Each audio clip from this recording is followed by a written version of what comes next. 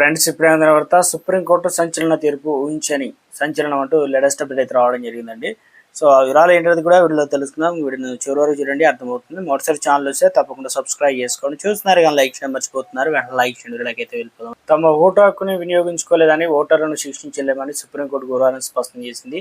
ఎన్నికల రోజు పోలింగ్ బూత్కు వెళ్లకూడదని చెప్పేసి నిర్ణయించినందుకు ఓటర్లను శిక్షించడం కానీ అరెస్టు చేయడం కానీ కుదరదని చెప్పేసి పేర్కొందనమాట. ఇక ఓటర్ల తమ హక్కును స్వచ్ఛందంగా వినియోగించుకోవాలని సుప్రీంకోర్టు ప్రధాన న్యాయమూర్తి జస్టిస్ సూర్యకాంత్ నేతృత్వంలో ధర్మాసనం వ్యాఖ్యానించింది.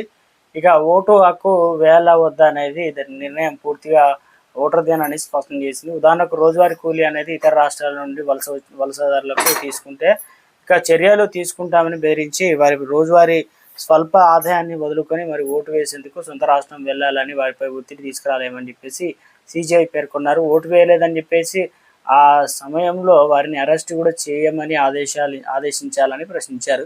చట్టబద్ధమైన పాలన ప్రజాస్వామ్యాన్ని విశ్వసించే దేశంలో అందరూ తమ ఓటు హక్కును వినియోగించుకోవాలని ఆశిస్తున్నారు. ఒకవేళ కుదరకపోతే వెళ్ళరు కానీ అని అన్నారు. ఇక ఇందు కోసం ఒక ఓటు హక్కు అవగాహన కల్పించడం ఒకటే విరుగుడు అని చెప్పేసి వారిపైన ఒత్తిడి తీసుకురాలేము అన్నారు. ఇక సంబంధిత అధికారులను కూడా భాగస్వామ్యులను సంప్రదింపమని పిటిషనర్ను ఆదేశించారు.